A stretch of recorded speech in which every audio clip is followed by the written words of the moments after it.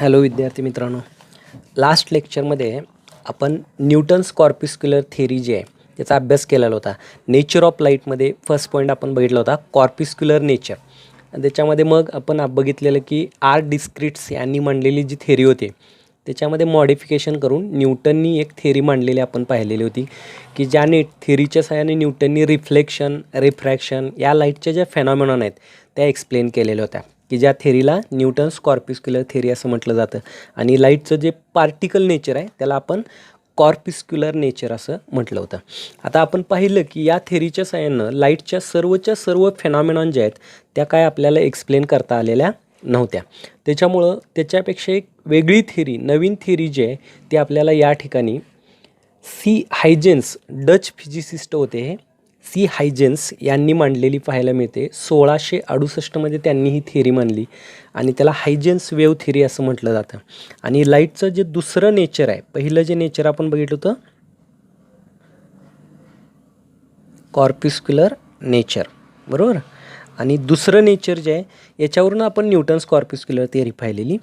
आता दुसरं जे नेचर आहे लाईटचं ते आपल्याला या ठिकाणी बघायचं आहे. It is called as wave nature. आणि त्याच्यावरूनच हायजेननी आपल्याला वेव्ह थिअरी जी आहे ती या ठिकाणी मांडलेली बघायला मिळते. डच फिजिसिस्ट होते हायजेन्स हे.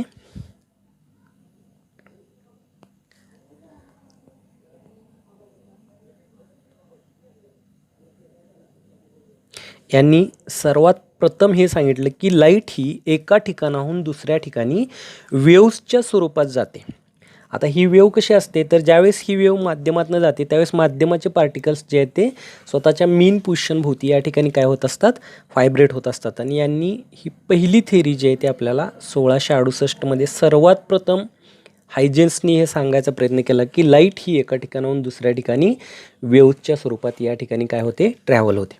आता हायजेननी काय सांगितलं तर Huygens assumed light to be a wave caused by vibrations of the particles of the medium. म्हणजे लाईट इज अ वेव्ह. कशामुळे निर्माण होते हे वेव्ह तर मीडियम पार्टिकलच्या व्हायब्रेशन्समुळं. याचाच अर्थ हायजेनचं म्हणणं असं होतं की लाईट एक ठिकाणाहून दुसऱ्या ठिकाणी जर जायची असेल तर त्याच्यासाठी मटेरियल मीडियमची आवश्यकता आहे. याचाच अर्थ त्या ज्या वेव्ज आहेत हायजेननी ज्या सांगितल्या त्या लॉन्जिट्युडनल वेव्ज असल्या पाहिजेत. पण आपण तर पाहतो की लाईट ही एक ठिकाणाहून दुसऱ्या ठिकाणी मीडियम नसेल तरीसुद्धा लाईट ही एक ठिकाणाहून दुसऱ्या ठिकाणी जाते. मग लाईट ही व्हॅक्यूममधून कशी ट्रॅव्हल करते हे सांगण्यासाठी हायजेननी एक हायपोथेटिकल मीडियम या ठिकाणी आपल्याला ॲझ्युम केलेलं बघायला मिळतं. That hypothetical medium is called as luminiferous ether, की त्या माध्यमाला इथर असं म्हटलं जातं किंवा luminiferous ether. See it is a hypothetical medium, that is it is an imaginary medium.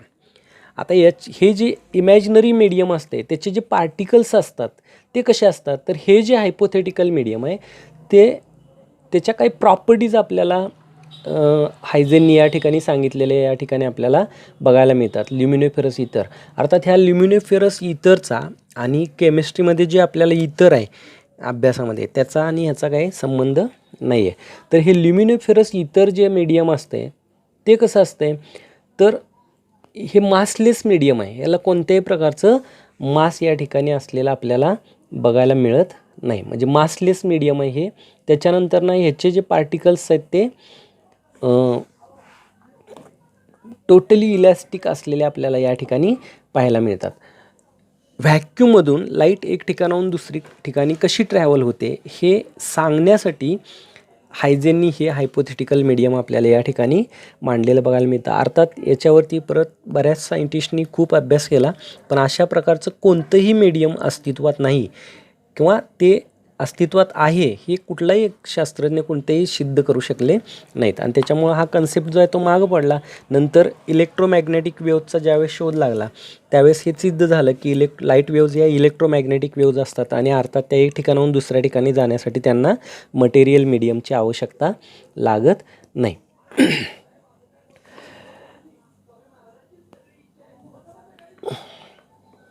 लाईटच्या ज्या वेगवेगळ्या फेनॉमेनॉन 19th सेंचुरीमध्ये आपल्याला या ठिकाणी डिस्कवर झालेल्या पाहायला मिळतात. त्याच्यामध्ये मग इंटरफेरन्स ऑफ लाईट असेल, किंवा डिफ्रॅक्शन ऑफ लाईट असेल किंवा पोलरायझेशन ऑफ लाईट असेल, या लाईटच्या ज्या फेनॉमिना आहेत त्या न्यूटन्स कॉर्प्युस्क्युलर थेरीच्या सहाय्यानं आपल्याला या ठिकाणी एक्सप्लेन करता आलेल्या नाहीत.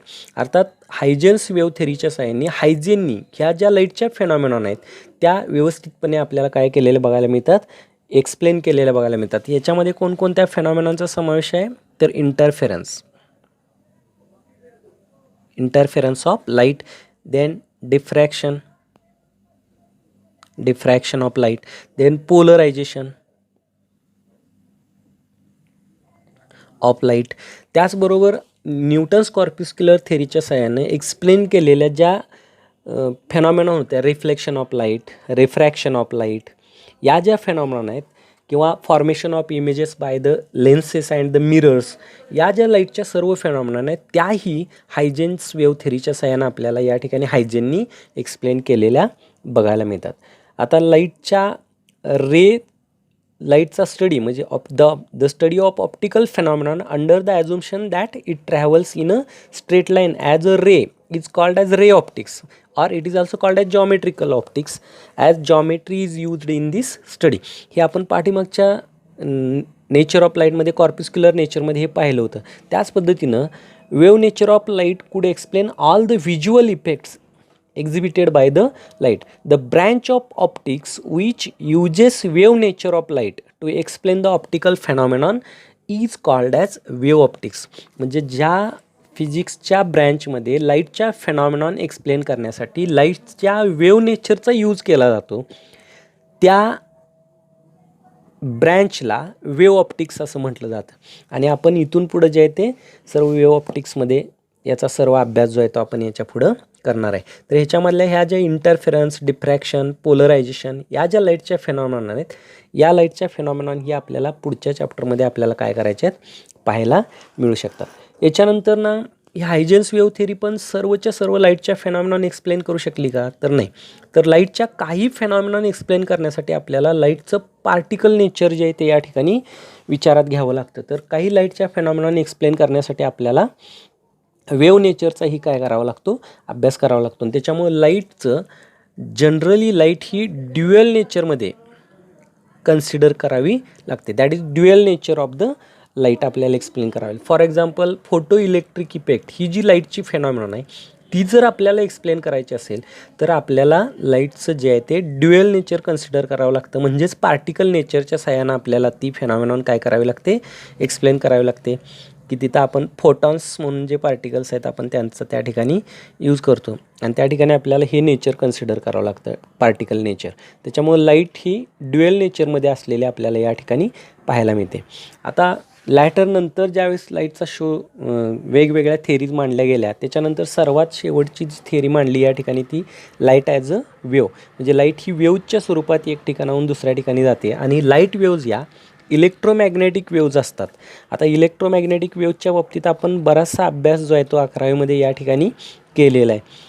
These electromagnetic waves are transverse in nature and consist of tiny oscillating electric and magnetic field. म्हणजे ज्यावेळेस एखादी इलेक्ट्रिक वेव्ह एक ठिकाणाहून दुसऱ्या ठिकाणी जाते त्यावेळेस त्याच्याबरोबर इलेक्ट्रिक आणि मॅग्नेटिक फील्ड असते आणि हे दोन्ही इलेक्ट्रिक फील्ड आणि magnetic field they are perpendicular to each other and also they are perpendicular to the direction of propagation of the light. हे आपण 11वीमध्ये सर्व पाहिलेलं आहे. त्याच्यानंतर these waves do not require any material medium for their propagation and they can even travel through the vacuum also.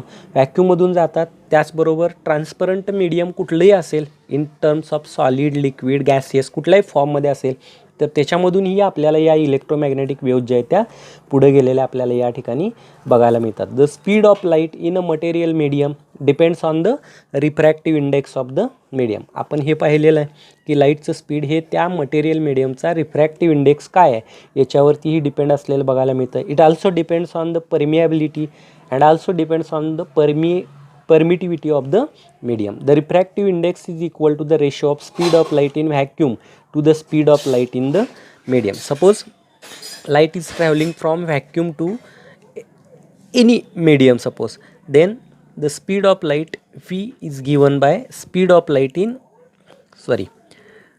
then the refractive index n is given by c divided by phi, where n is the refractive index, c is the speed of light in vacuum which is 3 × 10⁸ metre per second.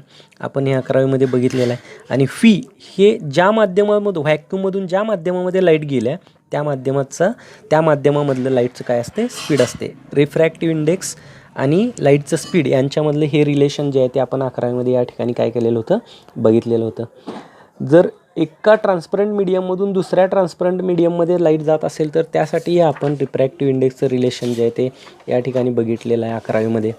त्याच्यानंतर ना 11वीमधला जो electromagnetic वेव्हचा chapter आपण या ठिकाणी बघितला, त्याच्यामध्ये आपण बघितलं की electromagnetic waves can have wavelengths ranging from very smaller than a few femtometre that is 10⁻15 metre to very large than a kilometre. अशा यांच्यामध्ये वेवलेंथची रेंज असणाऱ्या नंबर ऑफ इलेक्ट्रोमॅग्नेटिक वेव्ज असतात, त्यांचे आपण ग्रुप्स केलेले होते, बरोबर. त्याला आपण इलेक्ट्रोमॅग्नेटिक स्पेक्ट्रम असं म्हटलेलं, ज्याच्यामध्ये आपण ते क्लासिफिकेशन त्यांचं आपण केलेलं. त्याच्यातला पहिला जो ग्रुप होता त्याला आपण गॅमा रेज म्हटलेलं, दुसरा जो आहे त्याला एक्स रेज, त्याच्यानंतर अल्ट्राव्हायोलेट रेज, त्याच्यानंतर विजिबल लाईट, त्याच्यानंतर इन्फ्रारेड रेज, त्याच्यानंतर मायक्रोवेव्ज आणि रेडिओ वेव्ज. या सर्वांच्या प्रॉपर्टीज आणि यांचे युजेस काय असतात ते आपण 11वीमध्ये या ठिकाणी पाहिलेले होते. तर त्याच्यामधला विजिबल लाईट जो आहे याची रेंज पण आपण त्या ठिकाणी बघितलेली की विजिबल लाईटची जी रेंज असते, वेवलेंथची रेंज म्हणजे लॅम्बडाची किंमत जी आहे विजिबल लाईटसाठी ती 400 नॅनोमीटर ते 700 नॅनोमीटर यांच्यामध्ये असलेले आपल्याला बघायला मिळते. That is 4000 degree angstrom to 7000 degree angstrom. याच्यामध्ये आपल्याला ही रेंज जी आहे ती असलेली या ठिकाणी काय होते, बघायला मिळते. किंवा यांच्यामध्ये ज्या इलेक्ट्रोमॅग्नेटिक वेव्हची वेवलेंथ ही 4000 नॅनोमीटर टू 7000 नॅनोमीटर यांच्यामध्ये असते, त्याच इलेक्ट्रोमॅग्नेटिक वेव्स फक्त आपल्याला काय होऊ शकतात, दिसू शकतात, की ज्याला आपण विजिबल लाईट असं म्हणतो. जे 7 कलर आपल्याला दिसतात आपण 11वीमध्ये पाहिलेले VIBGYOR that is violet, Indigo, blue, grey, yellow, orange and red. हे जे 7 कलर आहेत ह्या सर्वांच्या ज्या वेवलेंथ आहेत त्या 400 नॅनोमीटर टू 700 नॅनोमीटर यांच्यामध्ये असतात. डिग्री अँगस्ट्रॉंगमध्ये आपण हे जर लिहायचे असेल आपल्याला वेवलेंथ तर it is 4000 degree angstrom to 7000 degree angstrom यांच्यामध्ये आपल्याला यांची वेवलेंथ असलेली बघायला मिळते. Okay. Then the refractive index of medium depends on the wavelength used. Also refractive index depends on the wavelength of, हे पण आपण 11वीमध्ये पाहिलेलं आहे. त्याच्यानंतर ना because of this for the same angle of incidence the angle of refraction is different for different colours. आता प्रत्येक कलर रिफ्रॅक्टिव्ह इंडेक्स हा वेवलेंथवरती डिपेंड असतो आणि प्रत्येक कलरची वेवलेंथ ही जर वेगवेगळी असेल तर प्रत्येक कलरसाठी एकाच मीडियममध्ये जर वेगवेगळ्या कलरच्या लाईट आपण पास केल्या तर त्या मीडियमचा रिफ्रॅक्टिव्ह इंडेक्स हा प्रत्येक कलरसाठी कसा असतो, वेगळा असलेला आपल्याला या ठिकाणी बघायला मिळतो. आणखी एक न्यूटन्स कॉर्प्युस्क्युलर थेअरीमध्ये न्यूटननी हे सांगितलेलं की लाईटचं स्पीड हे डेन्सर मीडियममध्ये कसं असते, जास्त असते आणि रेअरर मीडियममध्ये कसं असते, कमी असते.